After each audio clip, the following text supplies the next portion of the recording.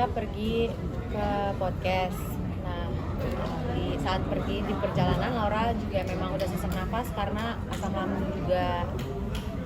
Dia memang belakangan ini lagi stres banget karena kan memang lagi viral-viralnya ya berita. Terus aku kan nggak bisa kontrol juga apa yang dia baca, jadi mungkin dia kepikiran terus-terusan dari situ.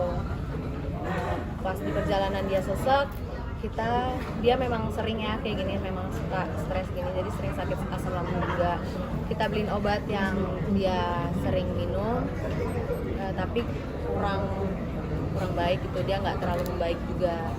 Tapi saat di podcast dia bisa berhasil ngobrol. Pas pulang setelah dari podcast itu kita nggak pulang ke rumah, kita langsung bawa dia ke rumah sakit yang di dekat rumah. Udah di dekat rumah, udah dicek darah, saturasi, jantung, pokoknya dicek sama dokternya, semuanya katanya baik-baik aja, nggak ada yang urgent, kecuali memang waktu itu darah merahnya tinggi dan disaranin sama dokter untuk pulang, besok kembali lagi untuk cek penyakit dalam untuk spesialisnya, karena kan di situ posisinya kita ke UGD itu jam 1 malam sampai jam 3, jam 4 pagi kita tunggu di situ. Udah akhirnya kita pulang karena Lauranya juga nggak mau dirawat, dia minta pulang, akhirnya kita pulang.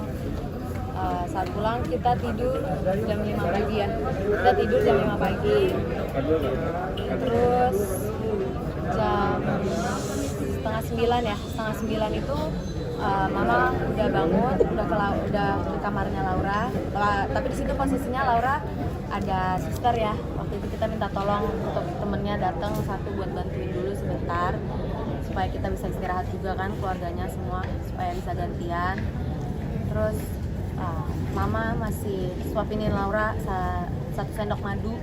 Terus Laura masih sempet bilang rasanya manis, dia bilang gitu.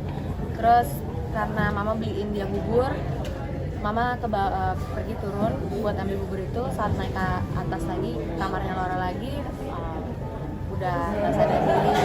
Terus akhirnya langsung kita semua bangun ke rumah sakit. Kita berangkat jam 9, kira-kira di perjalanan ke rumah sakit 20 menit. Tapi pas sampai rumah sakit ternyata Laura memang udah nggak bernyawa. Dia disuapinin madu, lagi disuapinin sama Mama, terus ya itu. Mama cuma pergi sebentar ambil bubur, gojekan, pas balik lagi yang jagain udah teriak-teriak, tante, naik ke atas langsung dibangunin. Udah lama dari minum madu gitu ya? Tapi itu makanya dia masih bisa ngomong manis. Terus aku langsung aku kan memang nggak ada di situ ya, jadi pas dia Mama bilang dia masih ngomong manis kok tadi. Terus ya udah aku langsung ke kamar dia, langsung cek, langsung maafin aku gini-ginian gitu.